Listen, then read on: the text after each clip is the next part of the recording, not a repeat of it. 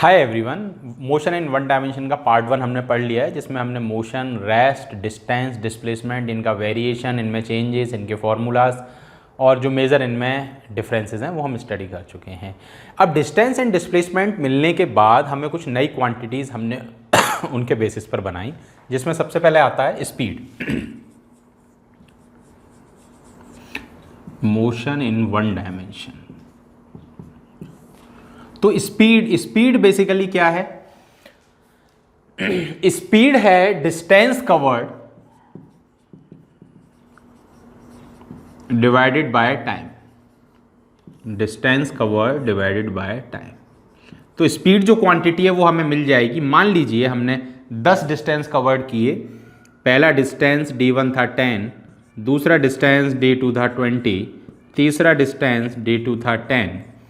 तो इनका total d जो हुआ वो हुआ d1 plus d2 plus d3। तो d हमारा आएगा 10 plus 20 plus 10 is equals to 40। अब ये जो d1 हमने जो डिस्टेंस कवर किया था वो हमने 1 सेकेंड में किया था। d2 जो डिस्टेंस है ये हमने 2 सेकेंड्स में किया था।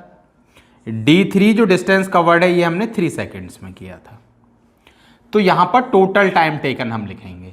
तो 40 अपॉन टाइम कितना हुआ 3, 2, 1 यानी कि 6। तो जो स्पीड आएगी वो आएगी हमारी 40 अपॉन 6। आप इसको फर्दर सिंप्लीफाई कर सकते हैं।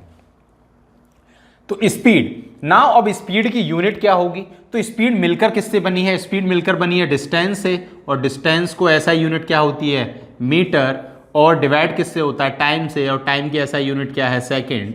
तो जो इसकी यूनिट होगी वो होगी मीटर पर सेकेंड। आप इसको ऐसे स्लैश लगाकर भी लिख सकते हैं। और अगर आपको ये मल्टीप्लाई में लिखना है तो m इंटू एस, और s की पावर -1 हो जाएगी।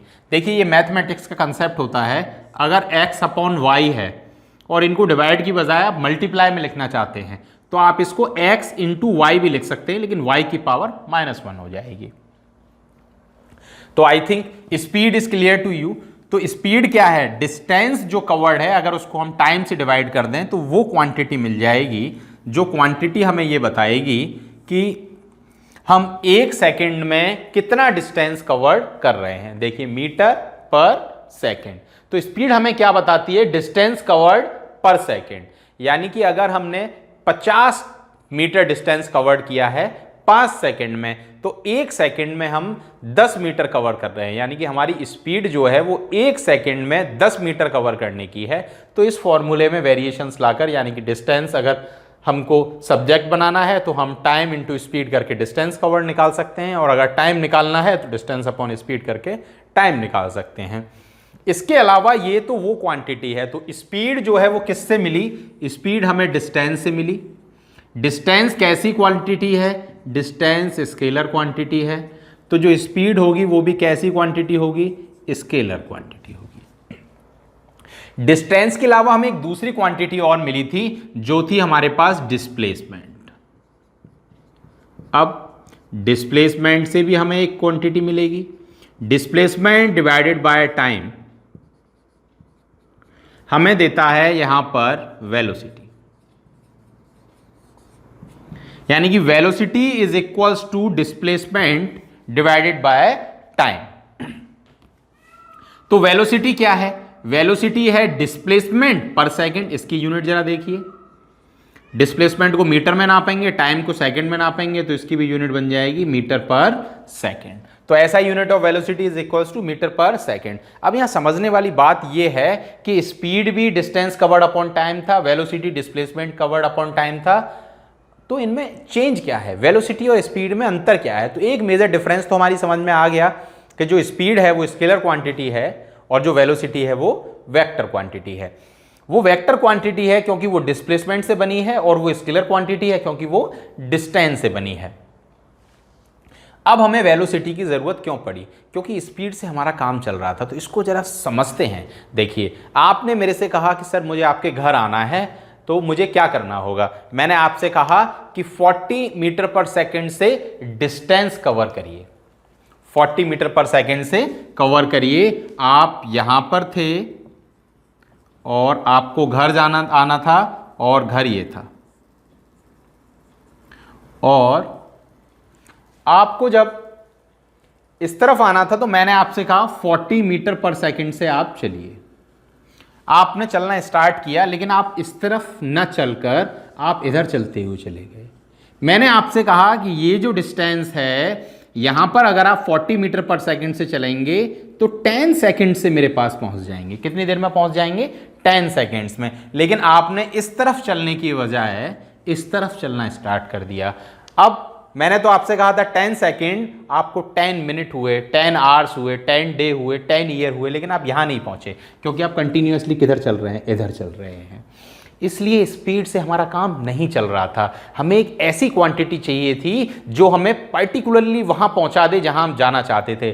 दूसरी बार जब आपने पूछा तो हमने कहा आप 40 मीटर पर सेकंड वेलोसिटी से आइए। जब मैंने आपसे कहा 40 मीटर पर सेकंड वेलोसिटी से आइए तो मैं आपको यह भी बताऊंगा कि आपको इस डायरेक्शन में आना है इस वेलोसिटी से, क्योंकि वेलोसिटी तो वेक्टर क्वांटिटी है। अगर आप उसको मेंशन करोगे तो आपको डायरेक्शन बताना पड़ेगा कि 40 मीटर पर सेकंड तो है, लेकिन किस डायरेक्शन में है। अगर आप डायरेक्शन नहीं बताएंगे तो वो स्केलर क्वांटिटी हो जाएगी, जबकि वो स्केलर क्वांटिटी नहीं है, वो वेक्टर क्वांटिटी है। तो you have to mention the direction with the magnitude of the quantity. So when you are going to tell the direction with the velocity, you are able to reach here. आप यहां पर आराम से पहुंच पाएंगे क्योंकि आपको क्या बता दिया? डायरेक्शन। तो आई थिंक अब ये आपके दिमाग में बिल्कुल क्लियर हुआ होगा कि स्पीड और वेलोसिटी की जरूरत क्यों पड़ी। स्पीड 40 मीटर पर सेकंड से चल रहा है, लेकिन अगर आपने किसी को वेलोसिटी बता दी तो वो ऑब्जेक्ट वहीं पहुंच जाएगा। इसीलिए जितनी भी साइंटिफिक कैलकुलेशंस होती हैं वो सारी की सारी साइंटिफिक कैलकुलेशन हम वेलोसिटीज पर करते हैं, क्योंकि वेलोसिटी में हम डायरेक्शन को स्पेसिफाई कर देते हैं और डायरेक्शन से ही हमें पता लगता है कि हमें यहां पहुंचना है। अगर हम आप जनरली अगर ऑब्जर्व करें, अगर मान लीजिए ये रॉकेट को अगर जाना है यहां से, तो इस रॉकेट को क्या देंगे हम? वेलोसिटी। अगर इस रॉकेट को हमने वेलोसिटी नहीं दी तो बेसिकली क्या हुआ? ये अर्थ है, ये अर्थ से निकला और आपने 40 मीटर पर सेकंड उल्टा, ये ऐसे चलने लगा, अर्थ की तरफ ही आने लगा, क्योंकि आपने इसको ऑर्डर दिया 40 मीटर पर सेकंड चलने का, लेकिन आपने डायरेक्शन नहीं बताया। आपने इसको स्पीड दे दी, आपने इसको वेलोसिटी नहीं दी। यही तो मोस्टली स्टूडेंट्स के साथ होता है। उनके पास स्किल होती है, उनके पास मेमोरी होती है, उनके पास बहुत सारा पोटेंशियल होता है, लेकिन जब उनके पास डायरेक्शन नहीं होता, प्रॉपर टीचर नहीं होता, प्रॉपर मेंटर नहीं होता, तो वो बहुत स्पीड से बढ़ते हैं लेकिन रॉन्ग डायरेक्शन में। जो इसके साथ हुआ, ये चलता तो गया 40 सेकंड से, लेकिन डेस्टिनेशन पर नहीं पहुंचा। तो डेस्टिनेशन पर पहुंचने के लिए direction plays the best role. Basic root cause to reach the destination is direction. अगर आपके पास डायरेक्शन नहीं है तो सब गड़बड़ हो जाएगा। डायरेक्शन का होना बहुत जरूरी है। तो I think velocity and displacement, velocity and speed is clear to you. Distance and displacement के वेरिएशन आपकी समझ में आ गए होंगे। अब अगर आपके पास कोई भी आइटम होता है तो आजकल कैटेगरी हर चीज की है। अगर वेलोसिटी भी है और स्पीड है तो इनके भी अपने कैटेगराइजेशन होंगे। तो अगर हम स्पीड की कैटेगरी देखते हैं तो स्पीड भी हमारे पास आती है uniform speed, variable speed, instantaneous speed, average speed, और हम देखते हैं कि इन सभी स्पीड्स में क्या क्या वेरिएशंस हैं। तो सबसे पहले हम देखते हैं स्पीड, और स्पीड हम जान चुके हैं क्या है। अगर स्पीड में ही हम देखें तो सबसे पहले आता है यूनिफॉर्म स्पीड। Uniform speed. अब यूनिफॉर्म स्पीड हमने किसको कहा? अगर कोई ऑब्जेक्ट चल रहा है, उस ऑब्जेक्ट ने चलना स्टार्ट किया और ये 10 मीटर डिस्टेंस उसको कवर्ड करना था, तो ये 10 पार्ट्स में डिवाइड था। तो पहला पार्ट 1 मीटर वो चला और 1 सेकंड में, दूसरा पार्ट फिर वो 1 मीटर चला 1 सेकंड में, धीरे धीरे धीरे धीरे वो 9th पार्ट चला, 9th के बाद 10 चला और वो भी 1 सेकंड में। So body covers equal distances. कैसे डिस्टेंस वो हर बार कवर कर रही है? इक्वल 1 मीटर, और हर बार 1 मीटर चलने में वो जो टाइम ले रही है वो टाइम भी कैसा है? इक्वल। कैसा? 1 second. When body covers equal distances in equal interval of time, then the body is moving with the uniform velocity. Uniform का मतलब आप जानते भी ना, एक समान। पहले 1 सेकंड में 1 मीटर, दूसरे 1 सेकंड में 2 मीटर, तीसरे 1 सेकंड में 3 मीटर, 3 मीटर एक साथ नहीं, तीसरा मीटर, यानी कि 1 मीटर 1 मीटर 1 मीटर, पहले सेकंड 1 मीटर, दूसरे सेकंड 1 मीटर, तीसरे सेकंड 1 मीटर, तीनों का मिलाकर 3 मीटर होगा। हर सेकंड में 1 ही मीटर कवर कर रही है जो ऑब्जेक्ट है, कार है, व्हीकल है। तो बॉडी किस से मूव कर रही है? बॉडी जो है वो यूनिफॉर्म स्पीड से मूव कर रही है। दूसरी, अब नॉन यूनिफॉर्म तो आप जानते ही हैं, क्योंकि जो यूनिफॉर्म नहीं है वो नॉन यूनिफॉर्म होगी। यूनिफॉर्म में क्या हो रहा था? यूनिफॉर्म में ये था कि सेम इंटरवल ऑफ टाइम में सेम डिस्टेंस कवर हो रहा था, यानी कि सेम था क्या? टाइम, और सेम था क्या? Distance covered. ये दोनों कैसे थे? सेम थे, यानी कि टाइम भी सेम था और डिस्टेंस कवर्ड भी सेम था। लेकिन नॉन यूनिफॉर्म, यानी कि अब ये यूनिफॉर्म नहीं है, तो ये डिस्टेंस कवर्ड जो है ये सेम नहीं रहेगा पर सेकेंड। ये क्या हो जाएगा? ये वेरी कर जाएगा। यानी कि object is said to be moving with non uniform velocity when it covers unequal distances in equal interval of time. Unequal distances in equal interval of time. कैसे? जरा देखिए। ये पाथ अगर कवर करना है और पहले 1 सेकंड में ये 1 मीटर चलता है, दूसरे 1 सेकंड में ये 2 मीटर चलता है, और तीसरे 1 सेकंड में ये 3 मीटर चलता है। यानी कि 1 सेकंड में एक बार कितना चला? पहले सेकंड में 1 मीटर कवर किया, दूसरे सेकंड में 2 मीटर कवर किया, तीसरे सेकंड में 3 मीटर कवर किया। तो पहले सेकंड में कितना चला? 1 मीटर। दूसरा जो सेकंड है वो भी टाइम कितना है? 1 सेकंड के बराबर ही है दूसरा सेकंड भी। तो दूसरे 1 सेकंड में 2 मीटर चल गया, यानी ज्यादा चल गया, स्पीड और बढ़ा ली। तीसरे सेकंड में 1 ही सेकंड में और ज्यादा चल गया, ये सब 1 ही सेकंड है। तीसरे सेकंड में 3 मीटर कवर किया, यानी कि स्पीड और बढ़ गई। तो नॉन यूनिफॉर्म स्पीड है, यानी कि यूनिफॉर्म नहीं है। हर 1 सेकंड में डिस्टेंस कवर्ड चेंज हो रहे हैं, यानी कि डिस्टेंस कवर्ड पर सेकंड क्या है? वेरी कर रहा है। डिस्टेंस कवर्ड पर सेकंड कांस्टेंट नहीं है, डिस्टेंस कवर्ड पर सेकंड यूनिफॉर्म नहीं है। इसके अलावा एक और क्वांटिटी है जिसको हम कहते हैं एवरेज वेलोसिटी। Average velocity. अब एवरेज वेलोसिटी क्या है? एवरेज आप जानते हैं।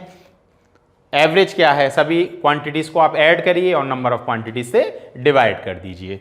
तो एवरेज क्या है? अगर मान लीजिए मुझे कोई डिस्टेंस कवर करना था और मैं उस डिस्टेंस को कवर करने के लिए पहले x स्पीड से चलता हूं, फिर y से चलता हूं, फिर z से चलता हूं, फिर a speed metre per second से चलता हूं, फिर k से चलता हूं, और मैंने x 1 सेकंड में कवर किया, y 2 सेकंड में, ये 1 में, ये 1 में, ये 2 में। मैंने पहले अपनी स्पीड को x रखा। अगर आपको वेरिएबल से समझ में नहीं आ रहा है तो मान लीजिए पहले मैंने स्पीड 10 मीटर कवर किया 1 सेकंड में, उसके बाद 2 सेकंड में मैंने 5 मीटर कवर किया, यानी कि टाइम बढ़ गया और डिस्टेंस कम हो गया।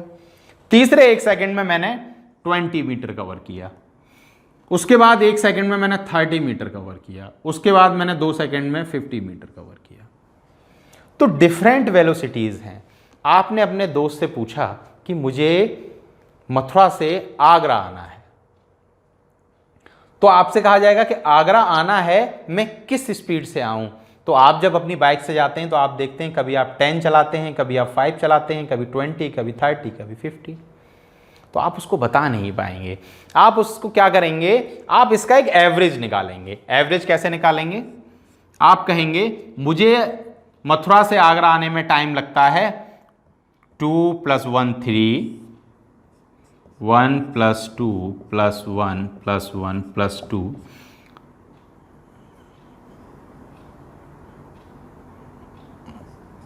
2 + 1 3, 4 6 7, यानी कि आपको 7 सेकंड्स लगती हैं जाने में, और आप डिस्टेंस कितना कवर करते हो? 10 + 5, 10 + 5 + 20 + 30 + 50, 60 70 80 100 110 एंड 115, यानी कि आप डिस्टेंस कितना कवर करते हो? 115। मान लीजिए ये 115 है। अब आपसे वो कहे कि मुझे किस स्पीड से आना है, तो आपको उसे ना 10 बताने की ज़रूरत है, ना 5, ना 20, ना 30, ना 50। आप इस वैल्यू के डिवाइड से जो वैल्यू आएगी आप उसको बता दीजिए। यानी कि अगर वो उतनी स्पीड से भी चलेगा इतने टाइम तक, तब भी वो आगरा इतनी ही देर में पहुंच जाएगा। तो एवरेज स्पीड हमें वो कांस्टेंट यानी कि वो यूनिफॉर्म स्पीड होती है जिस यूनिफॉर्म स्पीड से हम उतना ही डिस्टेंस कवर कर सकते हैं उसी पर्टिकुलर टाइम में।